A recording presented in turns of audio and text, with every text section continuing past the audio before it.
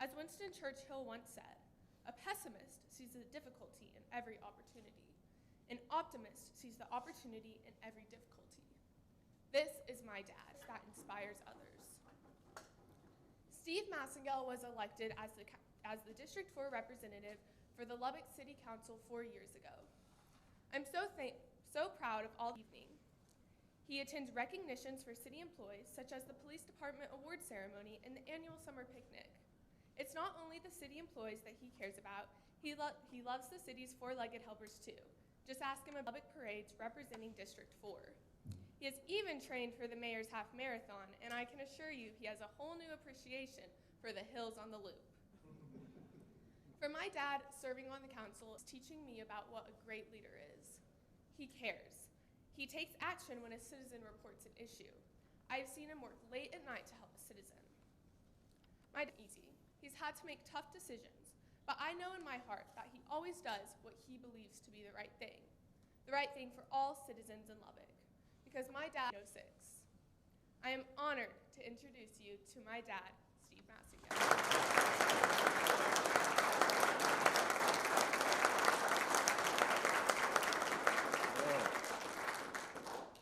Audrey Massengale, ladies and gentlemen.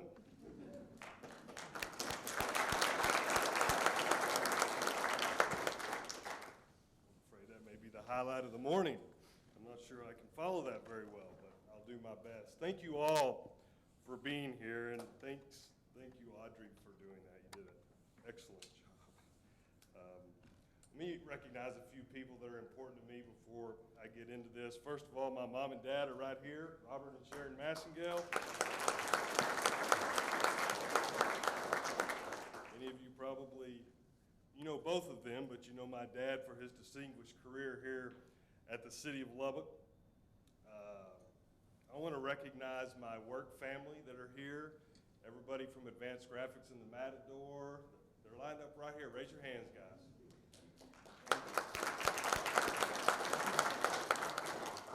I deeply appreciate them because everyone allows me to do this job. And then last but not least, you've met Audrey, but really Steph needs no recognition, but or no introduction rather, but my great wife that loans me out to everybody and is certainly the backbone of our family and really helps me when I need, when I'm thinking through things. She's always a great resource.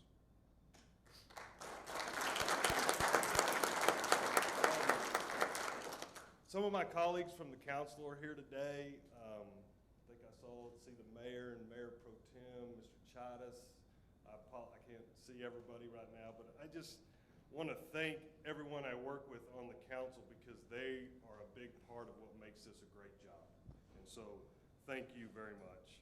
And lastly, I just want to thank the city staff because we work with them day in and day out. We may set the policy, but they execute, and I'm so proud to have a great staff to work with. And thank all of you. I feel the support. I'm very grateful for you being here today. It's hard to believe for me that it's been 4 years since I stood before you and announced to you my intent to run for city council. It really doesn't seem like 4 years. But 4 years ago, I made some commitments to you. I made a commitment to you that if I was elected, I would hire the right city manager. And I think if any of you know and have got to know and meet Jared Atkinson, that you know that he's the right man for the job. I talked to you during the campaign about unnecessary debt. And this council has been steadfast in developing a program to make sure that we've been able to fund things like vehicles, capital projects, and street maintenance with cash. And I think the numbers are pretty impressive. $15 million funded in cash for vehicles, $25 million in street maintenance. We'd like to do more in street maintenance, and I think we'll get there. I committed to you to make City Hall more responsive and more customer-oriented. Many of you know that we have a new website up that communicates much better than our older one. We work hard as an organization to use social media. We continue to improve Channel 2, and we've worked hard to be responsive to all the development and planning needs of our community. I'm very proud of what this council has accomplished, and together, and that's why today, I'm proud to be announcing my campaign to run for a second term representing District 4 on the Lubbock City Council. Lubbock is the capital of West Texas, and it's an exciting time to be here. So our city is 110 years young. I believe it's one of the best places in the country to work, live, and raise a family. There's what I would call a contagious momentum here in Lubbock right now. We're a growing, vibrant city that has so many things working in its favor. Lubbock needs leaders that can fuel that momentum. Lubbock needs leaders that understands today's needs, but can look forward also. So I think it's fitting that Audrey introduced me today, because I believe it's our children and our grandchildren that we have to focus on as we lead our city into the future. As we leaders make decisions, we have to ask ourselves, what kind of Lubbock do we leave for Audrey and her generation? Can she live, work, and raise a family here? I think she can. So what does Audrey's Lubbock look like?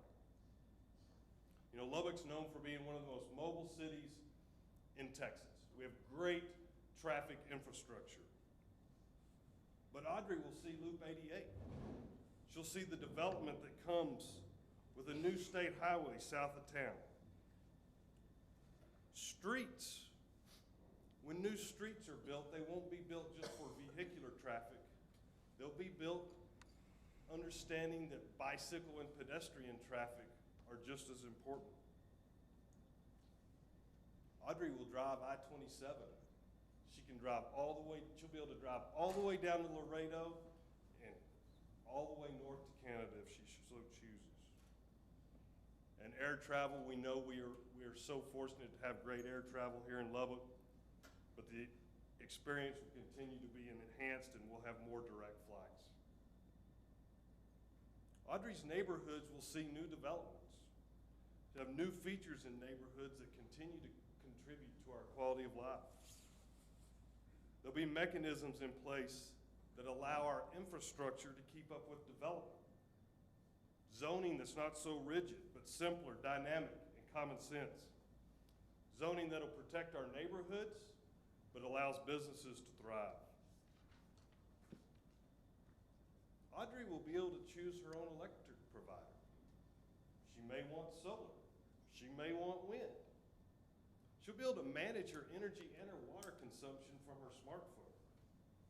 And if she needs city services, she can use her phone to make the request. She'll be able to see the dispatch, and she'll be able to see it when they're on their way to her, just like ordering a pizza. I think Audrey's Lubbock will be safe. Community policing will bring law enforcement closer to neighborhoods. It will allow our police to get closer to our issues and those that they protect. Our fire department will maintain our ISO rating and give you the best advantage on your insurance with new fire stations and equipment to do so. Audrey's downtown Lubbock will bristle with activity. It's clean and safe, with small businesses thriving, corporate headquarters full of jobs, students working on their education. Downtown will have great places to live, shop, and eat. She will be proud that she lives in a city that values the arts, with a cultural district that will be unmatched. And she's going to impress her friends with the world-class entertainment at the Buddy Holly Hall of Performing Arts and Sciences. Tim, I thought Tim came in. Yes, Tim, I see you. Audrey will find a great job. Did you hear that? Audrey will find a great job. Lubbock will be a place where our best and brightest will get their education and they'll stay, live, and work. Our economy will continue to be strong. The foundations of our economy, our agriculture, our education, medicine, and great small businesses will continue to expand. Commerce will be robust as I-27 connects to the Port of Laredo, and product moves through Lubbock to the rest of the country on a daily basis. So I think Lubbock's future is exciting, but is Audrey's Lubbock realistic? Or maybe, like Audrey said, I'm always optimistic. But everything I spoke of today is possible and is literally in progress today. There's nothing I mentioned that hasn't been worked on by this council over the last 4 years.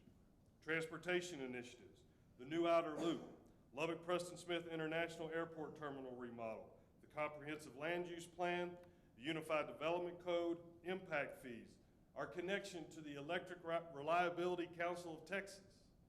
That's big for ERCOT, but that's all the work we've done with LP&L to make sure that we connect to the most efficient electric grid in the world to provide power to our community for years to come. We have a great strategic long-term water plan. Our downtown is on the precipice of great change. I mentioned Buddy Holly Hall. South Plains College will be in this very building. Citizens Tower, hotels are coming online, more living space. LEDA continues to work and serve its mission well. We attract new businesses. We create jobs every year. It's the Ports to Plains initiative that is alive and well with the legislation passed in this most recent session that will fund the study of the extension of the interstate I mentioned. Lubbock's future is exciting. We may be 110 years young, but we have so many advantages that will give us an edge. Lubbock is the capital of West Texas. Lubbock leads the way for West Texas. We as a council are working on so many vital projects for our community, and I want to keep that momentum going. I'm asking you to allow me to work for you for a second term. I don't know that I've ever had a job that I love as much, but pays so little as being on the city council. I can't do it alone. I need your prayers and your ideas. Probably also going to need a little financial resources from you. I'm very thankful for everyone that's here today.